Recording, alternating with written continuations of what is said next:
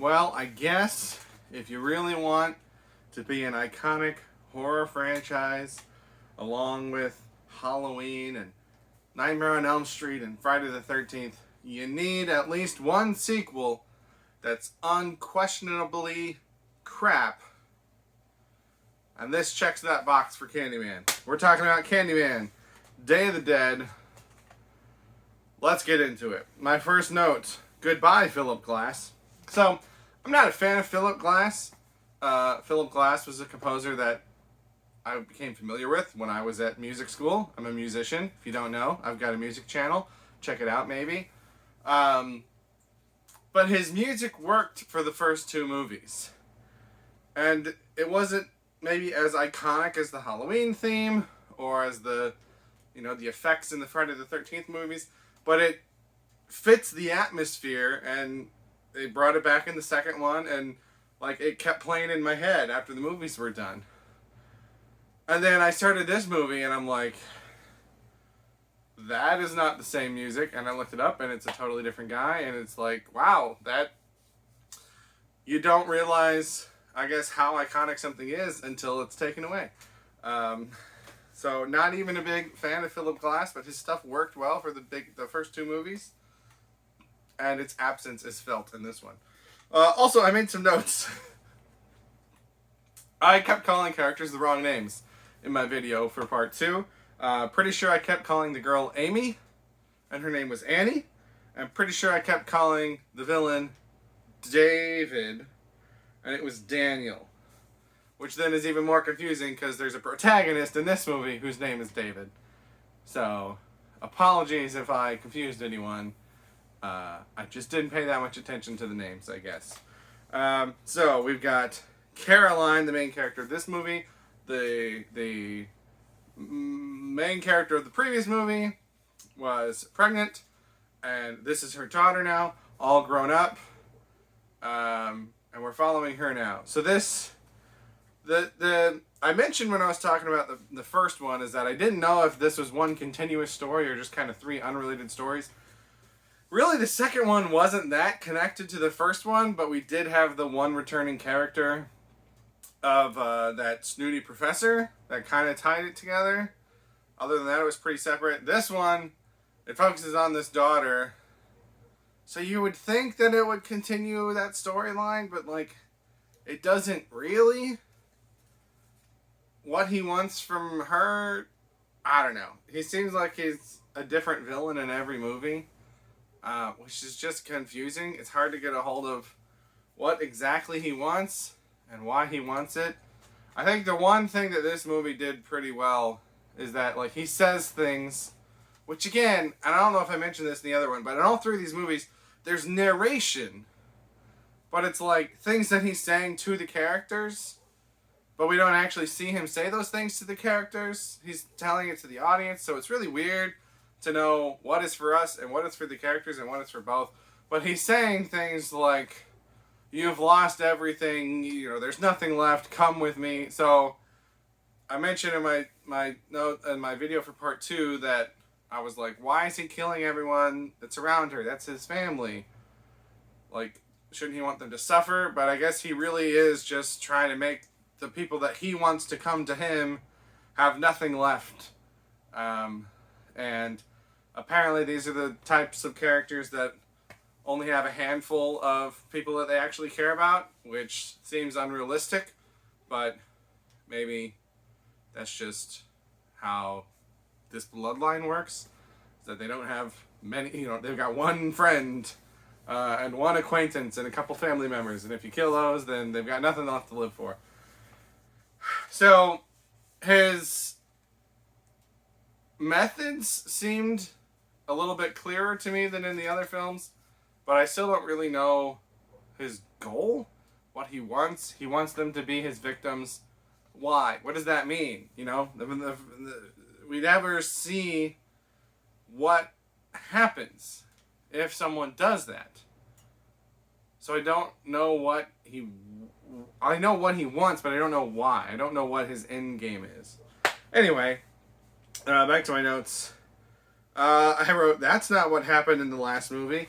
So we get another flashback here I think this is told by Miguel in the art gallery, where he's describing what happened to Daniel back when he was killed. And like in this one, I think that he says something like they hung him on a tree. I feel like I remember it being almost like a crucifix. But we see his death play out again, or at least partly. And it's not at all what we got in part 2. And I'm just like, they retcon it, and like horror movie franchises retcon stuff, fine. But there's no purpose. This new version that they do, there's no reason that that needs to be there, and there's nothing that conflicts with the old version that we saw. They just did it again, but different, for no reason. At least nothing that came across to me. So it was very strange. And then I put more jump scares, because once again, we're very heavily reliant on jump scares.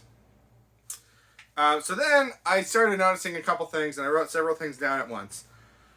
The first 2 movies had very beautiful but terrifying graffiti shown throughout, and that gets swapped out for cheap streaks of blood on plain white walls. The first 2 movies had interesting locations. I know in the first one they filmed on location in these gang-ridden areas. I don't know if they did that for the second one, but if someone told me that, I believe it, because they're in real places. And that gets swapped out for cheap sets, where just everything's just plain white. And actors in this were really bad. And, I'm not an actor, so it's really easy for me to sit on my couch and be like, that person don't act so good. But, like, I got to the point, and then I wrote costumes bad, specifically the cop. This cop is just wearing this suit that just clearly does not fit him. And I don't pick up on costume stuff. Like, that's not something that I'm tuned into. I'm not, someone that notices wigs really easy. But, like, it just fits him so poorly. It looks like they didn't put any effort in at all. So, at that point, I had to look up the budget for all of these movies. Because I was like, this has to be cheaper. There's no way they spent as much money on this one as the first 2. Because the first 2, they looked real. And they looked good, So I looked it up. First movie had a budget of $9 million. Second one upped it to $13 million. And this one down to $3 million. So we have slashed that guy. We are down to a quarter of what we were before. A third of the original. It's like, why even bother at that point? You're changing the story, but not for any reason. You're not putting any money into it. And we'll get to it later, but like, you recast the mom even though it doesn't matter. It's just like, why? Why are you doing this? Why are you making this movie? I don't get it. I talked about this with the second one. It's like the first one, they clearly had a story idea, a vision of where they wanted to go, and they executed it. The second one, they had an idea. They weren't allowed to do that idea, so they had to kind of do something else, but kind of leak that idea in there, so it wasn't as strong. This one, it literally just seems like someone was like, oh, let's crank out another Candyman. So I don't know what to expect for the new one. This new one, I know, is a direct sequel to the first one, so it ignores 2 and 3, so I'm guessing it's not going to be about the bloodline. And Jordan Peele is attached to it in some fashion, so that, would tend to give me higher expectations. But based on what they've done with this property, I don't know. I don't know what to expect.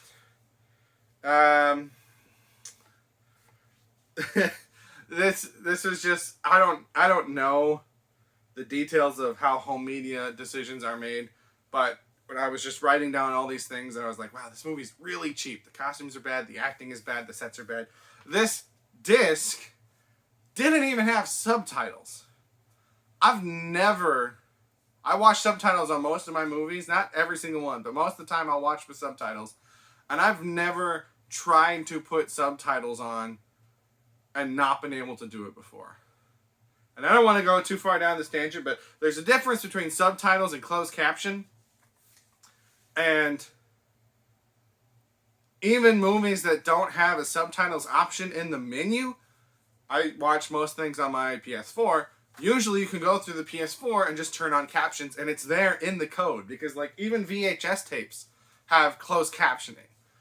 Closed caption is different than subtitles, which I just learned recently. There's a channel called Technology Connections that does all sorts of neat stuff that I find interesting, and they did a video on that. And so closed captions are part of the code, part of the film, part of the data stream, whereas subtitles are images that are put over top of it. And so most things have subtitles. Even if they don't, usually there's closed captioning there, even on VHS stuff. And this one had neither. And I've never seen that before. And I'm like, man, they really just don't care. And that became important for another reason that I'll get back to later. But there was no effort put into this. Okay, so that's my next point, is that the volume is inconsistent. So, again, I watch a lot of movies, and I understand that in movies, especially horror movies, there are going to be some scenes that are louder because characters are screaming and yelling, and there's going to be some scenes that are quieter because characters are whispering and trying to be quiet and sneaky. But I've never had to do what I had to do with this movie before. I felt like a stereotypical like dad or old man or whatever who's like, turn it up, I can't hear it. And then you turn up the volume, and then 5 minutes later, that's too loud, turn it back down. That's what I had to do this whole movie, because whoever the sound engineer, the sound editor, whatever, I don't know whose job that is, but I had to do that job for them, because the things that were loud were obscenely loud, and the things that were quiet were unintelligible, and I had no subtitles to help me out. And to make this specific point worse, there are a lot of Mexican and Latino characters in this film, which is fine, and they're speaking Spanish, which is fine, but because I can't hear characters talking, usually if you're watching a movie and there are characters that are speaking a language that you don't understand, you understand that I don't know what they said, but I don't need to know what they said. I can get it from context clues, right? And when it's little bits, it's fine. But when I can't tell if it's something that I can't hear, or if it's something that I don't need to hear, it's very annoying. Because not only could I not understand the Spanish that they were speaking, I couldn't understand the English that they were speaking because it was so quiet. So that just made everything even worse. And again, I don't have a problem with Spanish being in movies or other languages being in movies, and I don't think they need to subtitle everything. But that comes with the understanding that I can hear things. And, I barely use my remote control for my TV anymore. Everything's voice activated, or I use my PS4 controller. And I had to keep turning it up and down and up and down and up and down, and I cannot ever remember doing that for a movie before. It was... really takes you out of the movie-going experience. I guess not movie-going, movie-viewing experience, when you have to keep editing the sound design because whoever was supposed to do that didn't do that. Very annoying. I wrote a note that says that is not the same man, and I don't know what that is in reference to. I don't remember. Maybe I'll come back to that, maybe I won't. My next note is the first movie had a what actually happened vibe in a good way. And I talked about that in my first movie where, depending on how you interpret things, you could ask the question, which of these events actually happened? Which of these did she imagine? How much of it is her losing her sanity versus her actually be haunted? And it raises the question, but not because it's confusing, because it's ambiguous. This movie had a what actually happened vibe in a bad way. It's confusing and it's unclear. I wrote another note down later that said, how many times does the character just wake up somewhere else? Because I think it's at least 3 times where this character wakes up from a dream or from a nightmare or from an experience, and I don't know if it was a real experience or a dream with Candyman, and she's just in a different place. And I think once she's in the same place, And so it's like, you can kind of pick up on it when it's in the same place, because there will be some kind of a reset. So like they'll be looking at something, and then they'll go off, and we don't realize that they're going off on this daydream or whatever, but we'll see something happen, and then someone will be like, you okay, or something, and we'll snap back to where we were before. So we can clearly understand that's the point where we diverge from what's actually happening to what's happening in their head.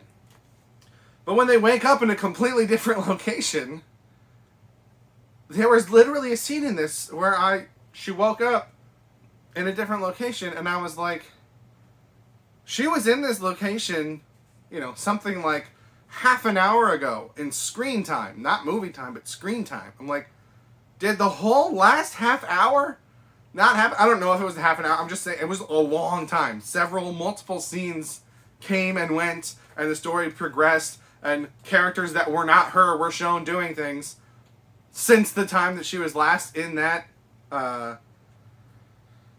setting, in that location. And so she wakes up back there, and I'm just like, did none of that happen? Or did she... Because, again, in the first one, it's very clear when Helen blacks out. And then, so when, we see it happening. We see the process. So then when she wakes up somewhere else, we understand that Candyman has done this. But in this, it's not always clear that he's doing it. And it's not always clear that she's about to black out. So then when she wakes up, I'm like, did she black out? And now she's in a different place? Or did she fall asleep half an hour ago, and now she's waking up? And it was very confusing. And so I didn't know which things that I saw actually... Not in like a, oh, that was really cleverly ambiguous way. In just a confusing way. I didn't know what things had actually happened and what things didn't actually happen. Oh, goodness. And then towards the end, did I miss a note? Okay, I did. I skipped a note. So there's a line in this that is said the same way twice, and then slightly differently a third way. Evil cannot exist without good. And that's like the big thing for how to defeat him. Because in this movie, there's a lot of his artwork is not a big part, but it serves as the catalyst for this movie, is that she wants people to know the man and what he's known for and the works, and not be talking about this legend. And so we get this line that evil cannot exist without the good. And so the message is, destroy all the paintings. Destroy all the good things about him. Because if there's no good, then there can't be any evil. So there won't be any evil things to him. But evil can absolutely exist without good. It's like, I understand that to an extent it's subjective, right? And morality is subjective. But I'm just like, evil can exist without good? That can absolutely happen. So it doesn't make any sense, and so I don't understand how that's supposed to kill him. And then as it's like happening, and I gave up trying to figure that out, I was like, wait a minute. They like destroyed the soul that contained, or destroyed the mirror that contained his soul in the second one. How is he back? It's never mentioned. But this is clearly a sequel to that movie, because we're following the daughter of the main character from that movie. And they gave her the same name, so it's not like they were It's very confusing. They don't explain the things that they should explain, and then the things that they try to explain don't make any sense. So I think my note that I skipped over of that is not the same man is supposed to say that is not the same woman, because, as I mentioned earlier, Annie is in this movie again, played by a different actress, and like, I get it. Sometimes you need to do a movie and you need a character back and you can't get the actress, so you gotta recast. But she didn't need to be in this movie. She's already dead before this movie starts, so everything that we see are either flashbacks of when she died, or like visions. Or I guess they're all visions, but some of them just also seem like flashback. I don't know. I don't know what are flashback and what are visions. I can't tell. But she doesn't serve the plot. She doesn't drive anything forward. It doesn't need to be her. It could be anyone. And if you want to, mess with someone and really reach back through history to a traumatizing event, you could have had it been, because Annie was alive at the end of the last movie. I'm pretty sure.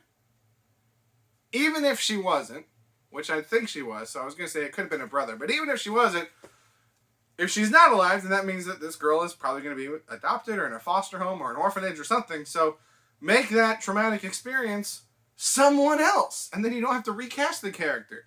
Because it doesn't have to be her mom. But they choose to make it her mom, even though the actress does not look like the actress that we saw before. So that makes it even more confusing. This movie's very confusing. It's very lazy. And it's just not good. So that's all I got in my notes. This movie was bad. Again, I've talked about this. The first two I didn't love. They weren't exactly for me, but they're good, and I respect what they've done. This one is bad. If you are wondering if you need to catch up on the Candyman franchise before the new one, first of all, only the first one matters, because it's a direct sequel to that. But even if you're like, well, I kind of want to check out the others, skip this one. It's not worth your time.